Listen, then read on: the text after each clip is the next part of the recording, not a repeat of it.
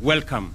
I can see the passion around housing is getting infectious.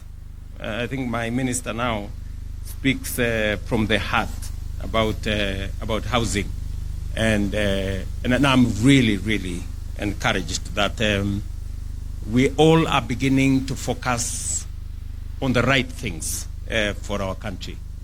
So, Madam Waziri, the CSS present here, the Governor of Central Bank and your team, Mr. Chairman of Central Bank, IG and your team, the good people of the leaders of Nairobi, and stakeholders in this space. Good afternoon again. I am very happy to preside over this occasion. And I want to thank the Central Bank of Kenya for coming on board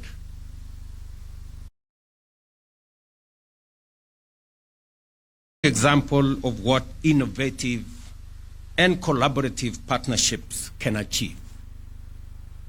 This modern complex, comprising 210 fully furnished units, 200 two-bedroom and 10 three-bedroom apartments, will provide dignified, decent, and quality homes for police officers attached to the Central Bank.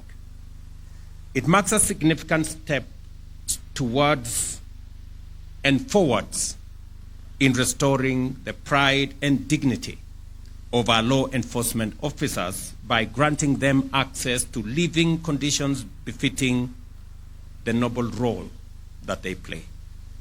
This project was born of an innovative memorandum of understanding between the Central Bank of Kenya and the National Police Service. Under this arrangement, CBK leased 4.1 acres of land from the National Police Service for 60 years to build this housing complex. In return, CBK committed to constructing the National Police Leadership Academy in Ngong, Kajiado County, a facility I had the honor of commissioning in December 2022, and which is now fully operational, training senior police officers. We were informed this morning that that institution is now the premier training institution for commanders of our National Police Service as we equip them with skills and knowledge on how to better manage the security situation in our country. These two initiatives serve as a compelling proof of the impact of strategic reciprocal partnerships across government institutions in delivering lasting national value. I have had occasion to have conversations with prisons as a department, with other institutions of government, with the county government, as we look at how do we have land and space for us to do affordable housing. What this relationship between the police and CBK tells us is that it is possible for government to work together, different agencies, different departments, so that we can unlock value from the assets that we have. There is absolutely no reason why a government agency can hold onto land that they are not using appropriately if another agency of government can unlock the value from that land and value that is shared between the two institutions. And therefore, I want to encourage more partnerships, more understanding between the different agencies of government.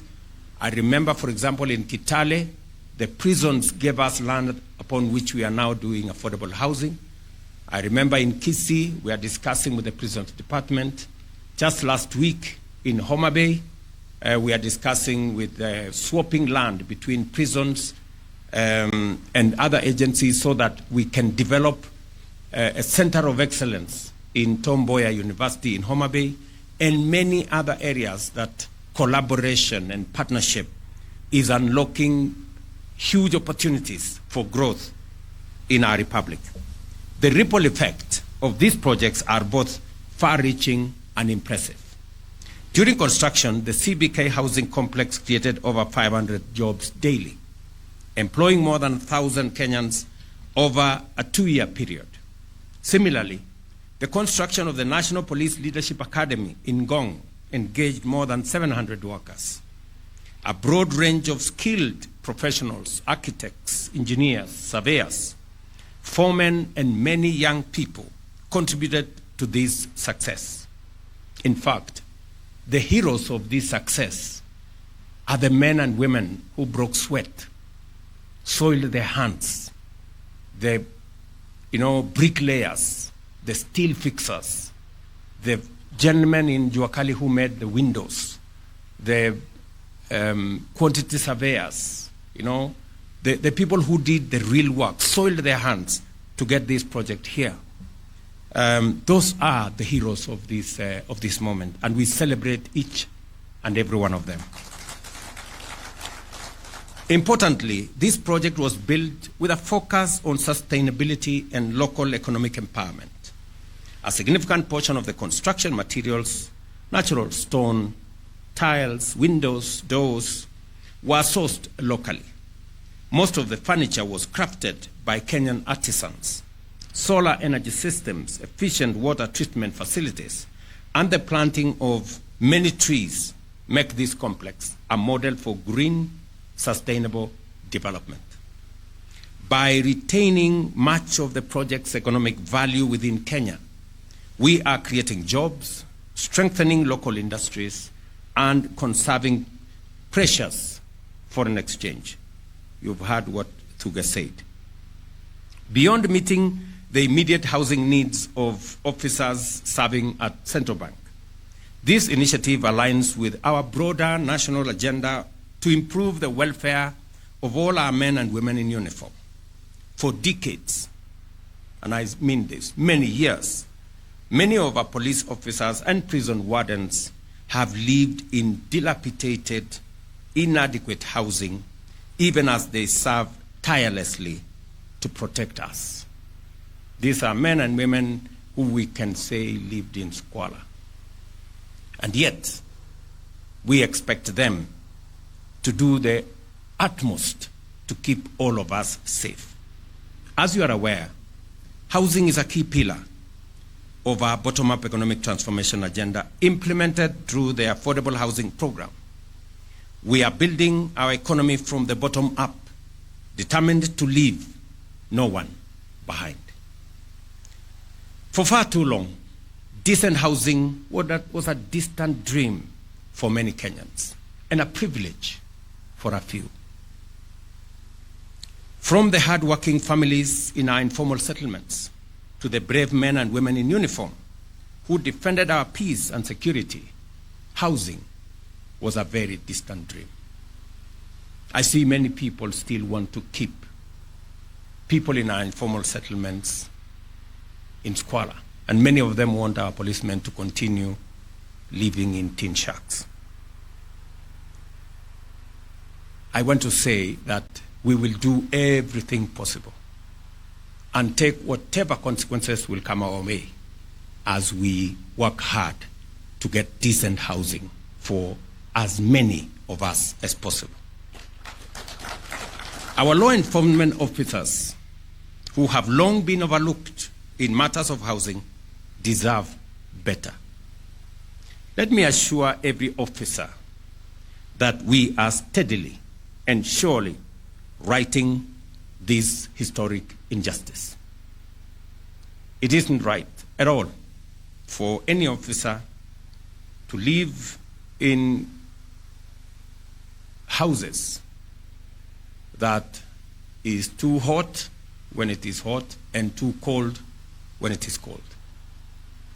And I want to announce here today that as part of our policy program, 20% of whole housing units being developed under affordable housing across the country will be ring-fenced for members of our disciplined forces from the military, the National Police Service, the Kenya prisons, and the National Youth Service.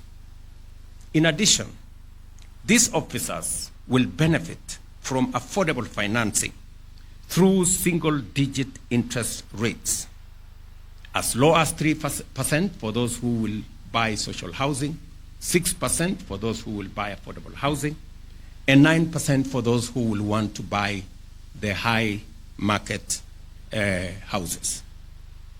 In addition,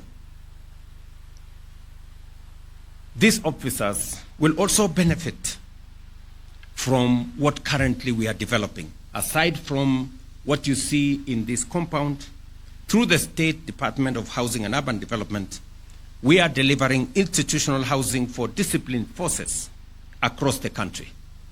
Currently, 2,300 units, specifically for police and prison officers, are under construction across 15 counties, including Tharaka Nithi, Bungoma, Tana River, Nyandarua, Mandera, Machakos, Uasin Gishu, and of course here in Nairobi.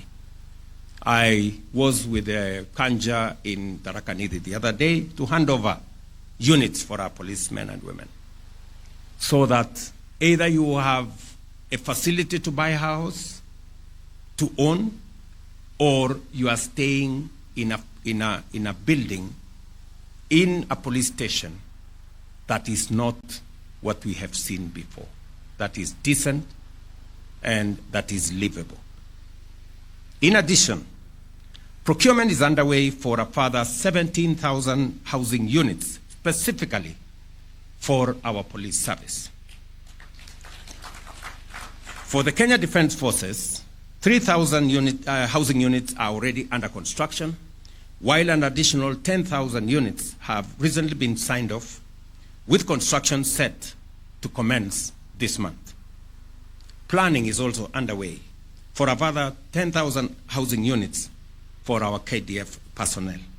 As you all know, many of our men and women in uniform from KDF live in all manner of places, and sometimes it endangers them and undermines their ability to provide the most critical part of the security of our nation.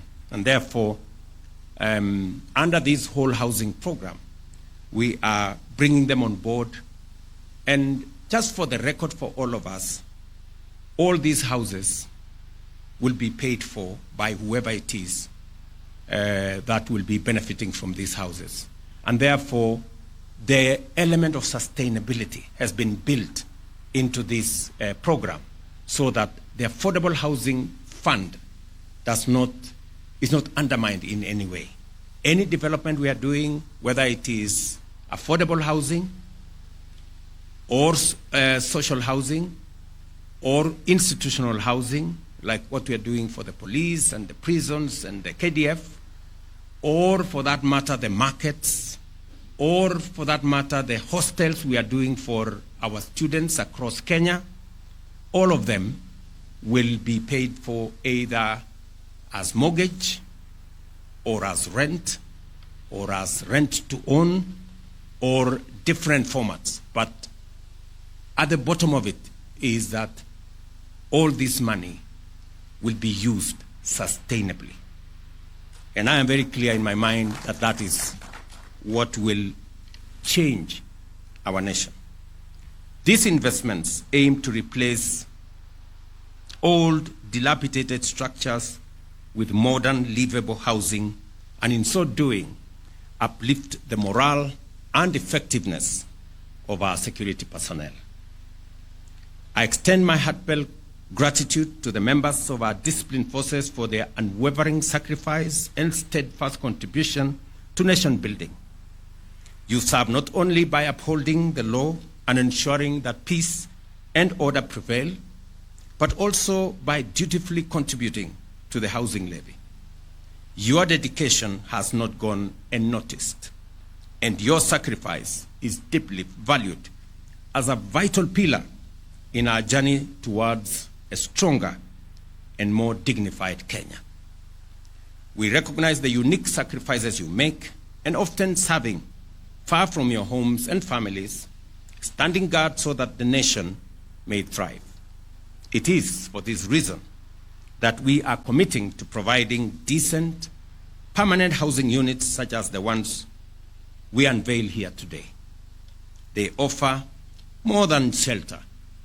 They provide the assurance that even when duty calls and sends you far away, your family will dwell in secure, dignified homes at peace and with a sense of belonging. Ladies and gentlemen, I must commend the central bank. I mean, surely, Chairman, Governor, and your team at the central bank, what you have done here is phenomenal to make sure that as our policemen and women help you provide security and secure our central bank and all its assets, you too have given back by making sure that they have this decent and dignified housing so that they can better serve you as they serve the nation. I must also commend Central Bank for the leadership in our financial sector. Mr. Kavanagh and your team, I must say congratulations. You have led with a lot of focus. I know we continuously consult. I have told you where we should go, and you have been phenomenal. I know some of the time I have pushed you hard, but because you have a lot of experience, sometimes you have said no. And I take no with a lot of grace, because I know that this is good for all of us. And we will continue. I mean, what Treasury and Central Bank have done in the space of our economy, many people would not appreciate that the fact that we now have a stable economy, that for the first time ever in the Republic of Kenya, we have reserves of $10.3 billion. It doesn't come easy. Again, for the first time for over a year, our exchange rate is stable, and our inflation has been managed. I must commend the many people who have made this to happen. The farmers have really gone out of their way, because the biggest contributor to inflation is the cost of food. And the fact that our farmers have gone out of their way, and I speak as a farmer myself, they've gone out of their way to produce food for the nation. And it has helped significantly reduce inflation from what you had in 2022, 9.6%, to 3.8% this month. And many other actors, the people who have contributed working, you know, the community health promoters who have gone out of their way to make sure that something is happening around our health infrastructure. The many people in our construction sites, the masons, the carpenters, the steel fixers, many people don't appreciate those people who make the wheels of our economy turn. Those are the heroes. The farmers who wake up early, the people who work in all our sites, the people who wake up to go to work, those are the people who turn the wheels of our economy and make us who we are. And they are, in my very honest opinion, the heroes of our nation. I know there are many Kenyans out there. Just over the last 1.5 years, 390,000 Kenyans have left their homes to go and work outside Kenya under our program on labor mobility. And it is the reason why our remittance has moved from $4 billion to almost $5 billion, 4.9 something billion dollars, because they are making that contribution. They are working in different parts of the world, because if there is an asset we have as a nation, it is our human capital. And it is the reason why spending additional money in our education sector is something that I will continuously do. It is the reason why we are, by January next year, we will have hired 100,000 new teachers, because they are the people who train the workforce of the future. The people who are working in all these spaces would not be working in those spaces if they weren't, if it wasn't for our education system. Whether we are training them in our TVETs or our universities or in our Kenya Medical Training Centers and in all the other places, we wouldn't be having those people. It is the reason why we now have a student-centered higher education facility that makes sure that we treat every student as a student, and we make sure that students from poor families are supported adequately so that we leave no child behind. It is the reason why we have changed and made sure that any student from a poor family gets 90% scholarship to go to a TVET or a university, so that they don't drop out of school because of the inability of their parents to support them. It is the reason why we must continuously do affirmative action to carry everybody and leave no one behind. I know there are so many people asking questions. Why their maid will now stay in 11th floor on a house that eventually belongs to them. You know, they find it difficult to configure why their watchman all of a sudden will be discussing mortgage just like them. You know? I mean, that's how we carry everybody and we leave nobody behind. Only that his mortgage will be 3,000, your mortgage may be 50,000, but you know it's a mortgage anyway. So, and we are all discussing the same thing. So really, that is the problem I have with some people. They are wondering why I have all of a sudden gotten the people who did not ordinarily be in that space to be in that space. But that is how we transform a nation. I like what Governor is saying, that even as you are here, you are thinking about how Nairobi should work and how all of us should contribute towards a working city. That's as it should be, my friend. Welcome to the club. Shortly you will be called Zagai also. There's no problem. You know, but it's better to be called Sakayo and get things done. You know, so this is why we need to get the country moving.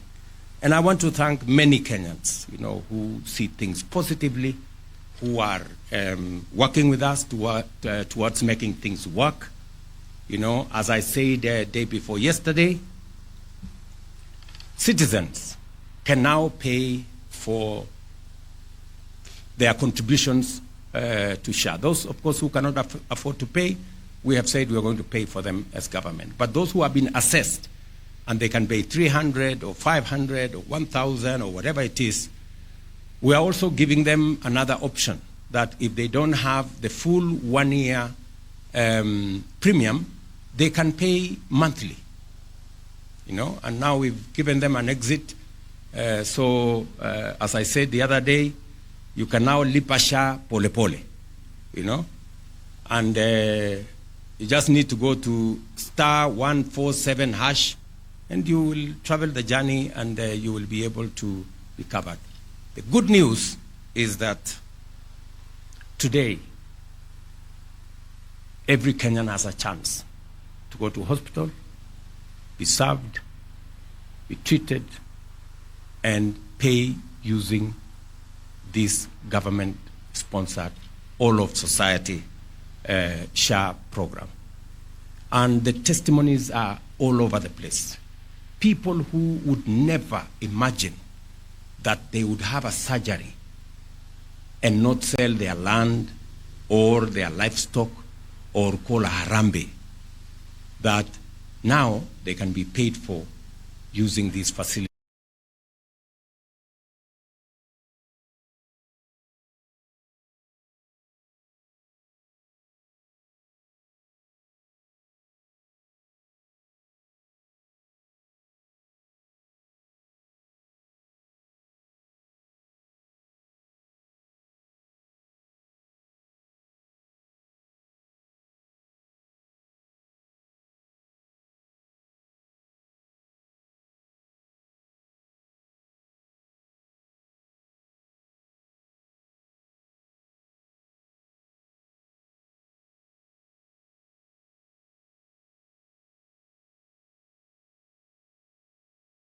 I have said what I wanted to say. This is a beautiful moment for us as we celebrate this housing complex, and therefore it is now my distinct honor and privilege to officially declare CBK Police Housing Complex officially open, and now from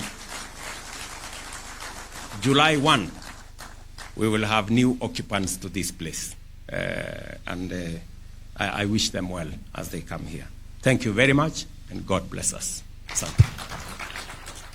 Ron, another